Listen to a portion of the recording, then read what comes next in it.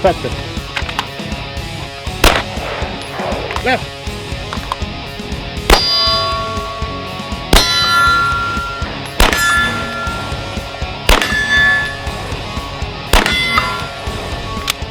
All right, guys, we're out here in the Las Vegas desert with Instructor Zero. Awesome opportunity. We're out here training with him. We've had a great day so far, and we just have a couple questions for you. You know, what is, if you could say one thing that you want your students to take away from a training course from you, what would that one thing be if you had to choose just one?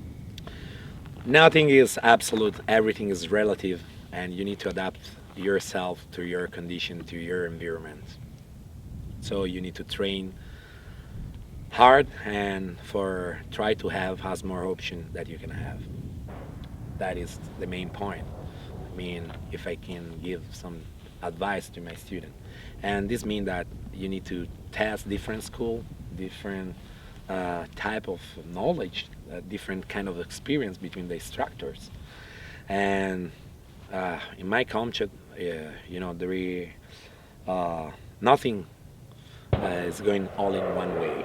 There are so many ways for do something, especially in reality contests and operative contests.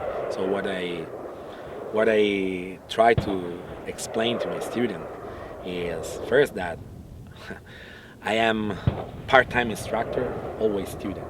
So I want to learn, and I'm going to learn from my student as my student learn from me. That is important.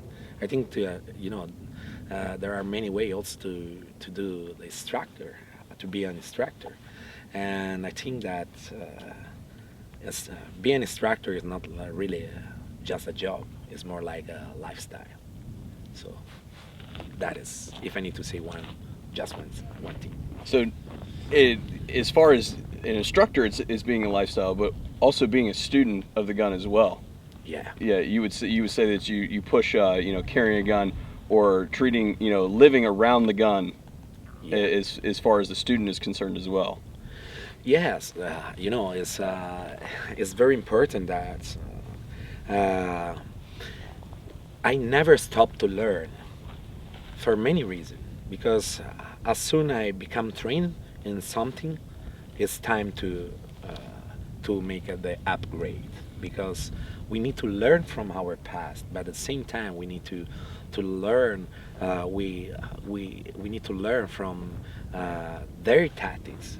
We need to study how it's going the critical action or the attacks. We need to learn from that, and we need to adapt our training, our tactics. We need to change our tactics every time. Otherwise, in the opposite side, on the other side, they do exactly what we do. So they study us and they study our tactics, how we can try to resolve some problem, and they try to adapt their tactics to our tactics. And so it's something that never stops. We need to continue to change. It's like the technology. As soon as you buy the last model of your smartphone, 2 months later is exit the upgrade. And in training is the same process. As soon you learn it and you become trained for, you need to make your upgrade. You need to change some details in your training, on your tactics, for be, you know, always efficient on the actual condition. That is. So as far as students are concerned, what is the biggest mistake you see personally in your students as far as their deployment of the training that you're giving to them? What do they bring to your courses or in their everyday employment of your training? You know, sometimes we need to say that our customers, 90% we train military units and law enforcement units, and less than 10% we work with civilians. So for us it's a little bit different. But if I can find a mistake, even in a military law enforcement compound, is that we, in the last years, we pushed the training point, the main training point, more on the technology and less on the human resource. This means that we keep out from the human resource, from the operators, the capacity to adapt themselves to the environment or to react to something that go out of the box. And we can think that we can going to contrast something that is asymmetric and unconventional with conventional tactics or conventional training. We need to be prepared for unconventional and asymmetric confrontation. That is, something is happening, something is still change. Now with the bad guys move. We don't have more critical areas only. Now the conflict is inside our society, inside our cities. They move the center in the middle of our city, and this means that we have something in front that is not conventional, that is not symmetric, and we need to be prepared for that. As a caveat to that, have you followed the Paris attacks that occurred? What would be your response to the we all know that France is pretty much limits ownership of firearms and for defensive purposes and all those sort of things, and even as far as their law enforcement agencies are concerned, they're very limited in what they can do. What would you say in a situation like that they need to change with their mentality to deal with the sort of things that they've seen? Yeah, this is very great question. Something very hard to explain in one language that is not my primary language. Of course. Be, we'll bear with the. Yeah. So I'm sorry. I try to explain and I try to give my best. So first of all, we need to say that yes, in one of the big mistakes that I find sometimes in the United States is that people think that all the world goes like United States. It's not like this.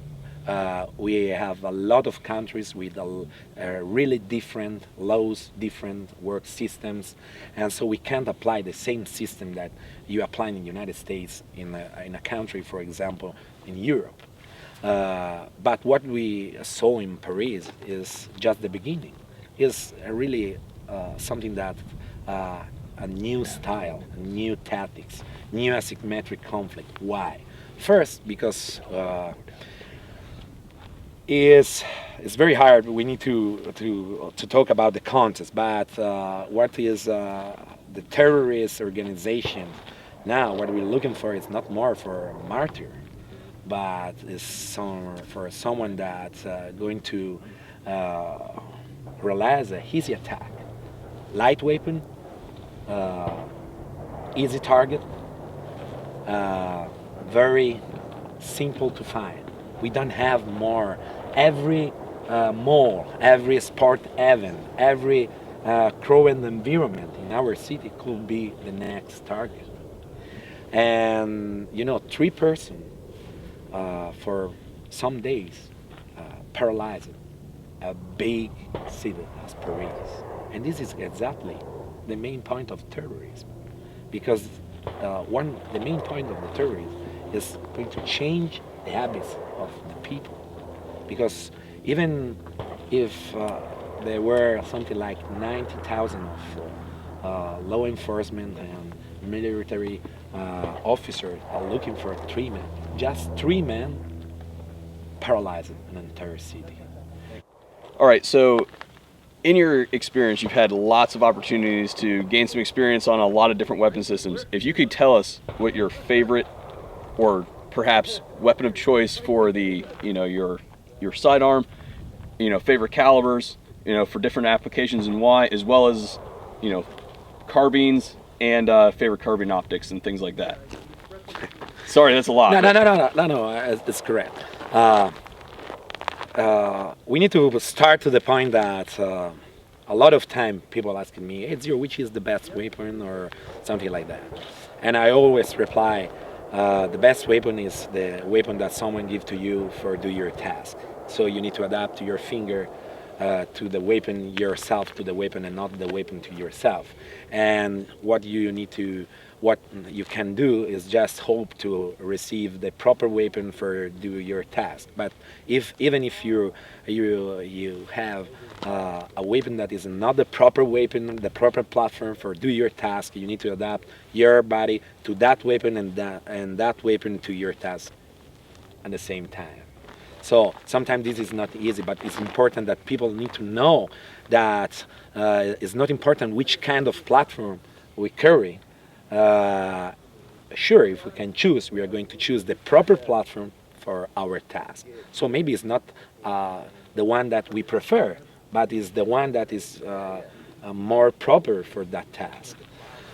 Usually I carry a Glock 19 every day for my job, but I can work sometime with a 26. I use 9mm caliber.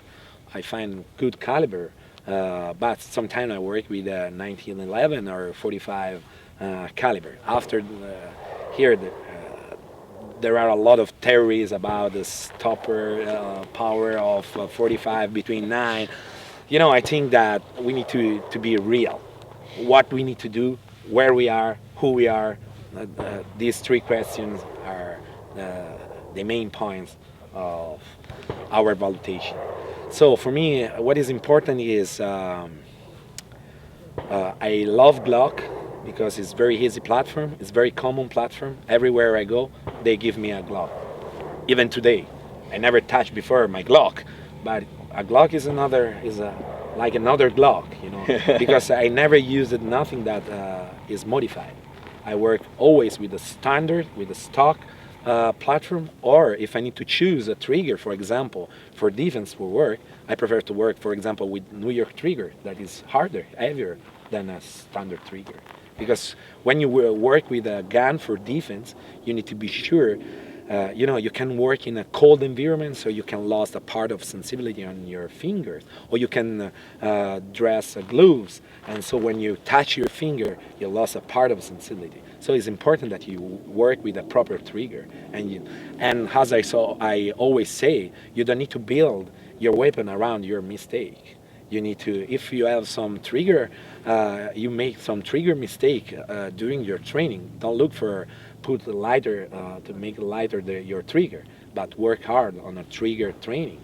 And so for the platform, I choose Glock because for me it's really the perfect compromise. But you know, everyone can choose his best platform until we can choose. When we can't choose more, we need to adapt ourselves in what we have, even if we don't have the best, even if we don't have the proper platform for that task.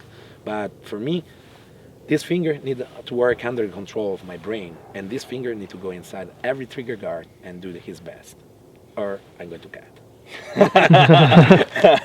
That is absolutely awesome, sir. Thank you very much for talking to us. My pleasure. Thank you, guys. This is for me is a big opportunity to explain and to have really good moments together and just hang out and talking about my system. You know, in Vegas on the desert with this kind of weather, it's really awesome. I love the United States. Yeah, at all. I want to rent flat near here. Well, maybe we'll hook that up for you. Thank you very much again, buddy. My pleasure. My pleasure, guys. And hope that you are going to follow the channel. And these guys are amazing.